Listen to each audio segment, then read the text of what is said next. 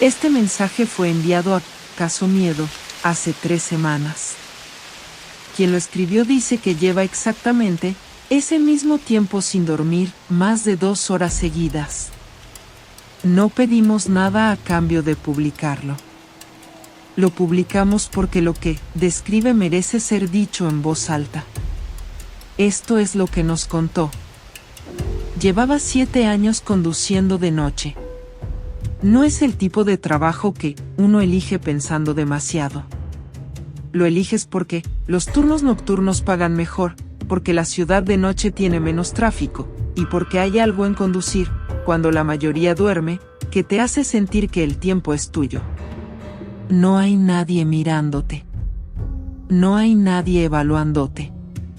Solo el asfalto, las luces amarillas de los semáforos, y la radio en un volumen que no molesta a nadie porque no hay nadie. Conozco esa ciudad mejor que mi propio apartamento. Sé qué calles huelen a comida a las 11 de la noche y cuáles empiezan a oler a humedad pasada la 1. Sé en qué esquinas hay siempre alguien aunque no debería haberlo, y en cuáles nunca aparece nadie, aunque la lógica diría que sí. 7 años enseñan eso. Te enseñan a leer la ciudad como si fuera un texto que has releído tantas veces que ya reconoces, hasta las manchas en los márgenes. Por eso supe desde el principio que algo estaba fuera de lugar. Era martes. O técnicamente ya era miércoles, porque habían pasado las 2 de la madrugada. La noche había sido tranquila, sin sobresaltos. 2 viajes cortos al principio, uno largo hasta el otro extremo de la ciudad, y luego nada durante casi 1 hora. Estaba pensando en si volvía a casa o esperaba un poco más cuando me llegó la solicitud. La dirección de recogida era una farmacia cerrada en una zona residencial. No es raro. La gente espera bajo los toldos de los negocios cerrados cuando no quieren estar en mitad de la acera, cuando quieren un poco de techo aunque el negocio lleve horas sin abrir. Lo he visto cientos de veces. Acepté el viaje. Cuando llegué, había un hombre de pie junto a la persiana metálica bajada de la farmacia. Tendría unos 50 años, quizás algo más. Vestía ropa oscura, una chaqueta ligera a pesar de que la noche no era especialmente fría. Y llevaba una bolsa grande colgada del hombro. No era una mochila. Era una bolsa de viaje, del tipo que usas cuando vas a estar varios días fuera de casa. Larga, rígida en los extremos, con cremalleras dobles. No pequeña. Entró al coche sin decir nada. Puso la bolsa en el asiento trasero, a su lado. No en el maletero. En el asiento, junto a él. Luego me dio la dirección de destino. Era una zona industrial. A unos 25 minutos de donde estábamos, en el límite donde la ciudad deja de parecer ciudad. Le dije que de acuerdo y arranqué. Durante los primeros minutos no abrió la boca. Miraba por la ventana. No era una mirada nerviosa, tampoco era la mirada perdida de alguien que está pensando en algo concreto. Era la mirada de alguien que ha tomado la decisión de no mirar a nadie en particular. Una mirada que construye distancia de forma deliberada. Fue entonces cuando lo noté. Cuando ajustó algo en la bolsa, apoyando la mano sobre el cierre, vi que llevaba guantes. Negros, finos, del tipo que se usa para trabajar con precisión. No de lana. No de abrigo. El tipo de guantes que no justifica ninguna temperatura de esa noche. Seguí conduciendo. A los 10 minutos aproximadamente, habló. Me dijo que tomara otra ruta. No la que marcaba el GPS, que señalaba recto por la avenida principal. Me señaló vagamente hacia la derecha, y me dijo que por ahí se llegaba más rápido. Conozco esa ciudad. Ya lo dije. Por ahí no se llegaba más rápido.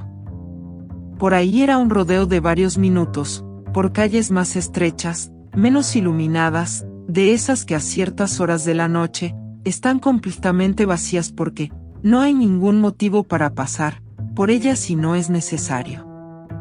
Le dije que el GPS indicaba otra dirección. Él respondió, ya lo sé. Y no agregó nada más. Lo dijo sin impaciencia, sin irritación. Como si simplemente estuviera registrando que mi observación no cambiaba nada. Tomé la ruta que me indicó. No sé por qué exactamente. En ese momento, lo achaqué a 7 años de trabajo nocturno, a haber aprendido que hay clientes que tienen sus razones y que mientras no haya un motivo concreto para negarse, lo más eficiente es hacer lo que piden y terminar el viaje. Eso me dije. Tomé la ruta que me indicó y no le di más vueltas. Las calles eran exactamente lo que imaginaba. Casas con todas las luces apagadas. Un perro que ladró desde un patio que no vi. 2 semáforos en ámbar parpadeando. Ningún otro vehículo en ninguna dirección. Miré por el espejo retrovisor 2 veces. La primera vez, él miraba la ventana del lado opuesto. La segunda vez, me estaba mirando a mí. No dijo nada. Yo tampoco dije nada. Aparté los ojos del espejo y volví a mirar la carretera. Llegamos a la zona industrial 23 minutos después de haber salido. Es un área que conocía de nombre pero por la que raramente había trabajado. Naves grandes con portones metálicos.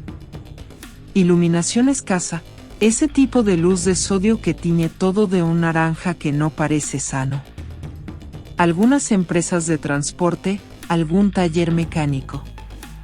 Todo cerrado a esa hora, todo en silencio completo, todo con esa quietud de los lugares que solo tienen sentido de día y que de noche simplemente se quedan ahí, esperando. Me indicó dónde parar. Era frente a un edificio que no tenía ningún letrero visible en la fachada. La persiana principal estaba bajada. Pero había una puerta lateral, más pequeña, y estaba entreabierta. A través de esa abertura se veía luz. No mucha. La suficiente para saber que había algo al fondo, aunque no para distinguir qué era ese algo. Se bajó del coche. Tomó la bolsa. Cerró la puerta sin golpearla, con una delicadeza que no esperaba de un movimiento tan mecánico. Me miró un segundo a través del cristal. No dijo gracias. No dijo nada en absoluto. Se giró y caminó hacia esa puerta lateral sin apresurarse, con pasos regulares. La puerta se cerró detrás de él. Esperé un momento antes de arrancar. Luego miré el asiento trasero. En el tapizado oscuro, casi invisible si no lo buscas, había algo pequeño. Un trozo de material adhesivo. Como si alguien hubiera despegado cinta de embalaje y un fragmento se hubiera quedado pegado a la ropa, y luego se hubiera desprendido al sentarse. Cinta de ese tipo que se usa para cerrar cajas, para asegurar paquetes grandes, para que algo permanezca cerrado bajo presión. Lo miré varios segundos. Arranqué y volví hacia casa. Esa noche intenté no seguir pensando en ello.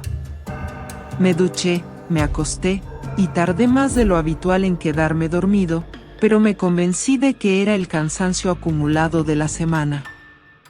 Esa inquietud de fondo que a veces deja una noche larga sin que puedas ponerle nombre. No intenté nombrarla. 3 días después tocaron a mi puerta a las 10 de la mañana. 2 personas. Una mujer y un hombre, los dos con identificación que mostraron sin que yo la pidiera. Me preguntaron si podían hacerme algunas preguntas sobre mis actividades de esa noche. No usaron la palabra investigación. Usaron la palabra verificación. Me pidieron que les acompañara un momento. Hablamos durante casi 2 horas en una sala que no voy a describir porque no importa cómo era. Lo que importa es lo que mostraron sobre la mesa. Una imagen capturada por una cámara de seguridad en la zona industrial. La imagen era de mi coche. La matrícula era perfectamente legible. La hora estaba registrada en el ángulo inferior de la imagen, 2:47. Me preguntaron qué estaba haciendo en esa zona a esa hora. Les expliqué el viaje. El hombre que recogí, la farmacia cerrada, la dirección, el trayecto. Les describí lo que recordaba con el detalle que pude. La chaqueta oscura. La bolsa grande en el asiento y no en el maletero. Los guantes. La solicitud de cambiar de ruta. Mientras hablaba, tomaban notas con un nivel de atención que empezó a incomodarme. No la incomodidad de quien tiene algo que ocultar. La otra incomodidad, la de quien empieza a entender que está dentro de algo mucho más grande de lo que pensaba al entrar en esa sala. Me dijeron que iba a ser necesario revisar el registro GPS del vehículo. Asentí. No tenía ninguna razón para negarme. Lo que encontraron en ese registro es lo que llevo 3 semanas intentando explicarme. El recorrido estaba registrado con precisión. La recogida frente a la farmacia. El trayecto, incluyendo la desviación que tomé por las calles oscuras. La llegada a la zona industrial. La parada frente al edificio sin letrero. Todo estaba ahí, todo coincidía con lo que yo había relatado. Pero el registro no terminaba en la zona industrial. Había 14 minutos más. 14 minutos de movimiento registrado después de la parada. Un trayecto que salía de esa zona, cruzaba 2 avenidas, y terminaba en una calle a 3 manzanas de mi apartamento. Yo no recuerdo haber conducido esos 14 minutos. Lo dije en voz alta, ahí, con ellos mirándome.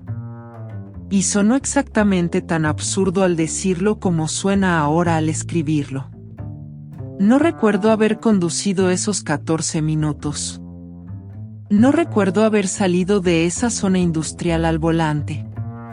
Recuerdo haberme detenido frente a ese edificio.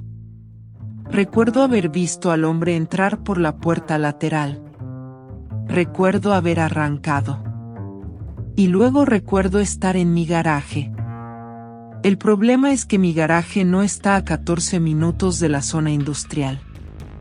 Está a más de 20. Hay varios minutos que sencillamente no existen en mi memoria de esa noche. No me dijeron que estaban investigando exactamente. Me dijeron que el vehículo podría ser requerido para análisis adicionales. Que podría ser necesaria otra conversación.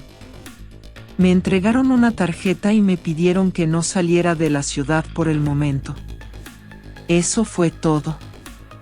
Me dejaron ir. Volví a mi apartamento. Me senté en el sofá. Y empecé a repasar esa noche con un nivel de atención que uno solo aplica a las cosas cuando ya es demasiado tarde para cambiarlas. Revisé el historial de ubicación de mi teléfono. No lo hago habitualmente, pero existe y quise ver si coincidía con el GPS del coche. Coincidía. Hasta en esos 14 minutos. Mi teléfono también registraba movimiento después de la parada en la zona industrial. El mismo trayecto. Los mismos puntos. El mismo destino final, esa calle a 3 manzanas de mi casa. Llamé a alguien que trabaja con tecnología de vehículos. Le pregunté, sin dar demasiados detalles, si era posible que el GPS de un coche registrara un desplazamiento que no hubiera ocurrido. Un fallo del sistema, algún tipo de error en los datos. Me dijo que eso no pasa.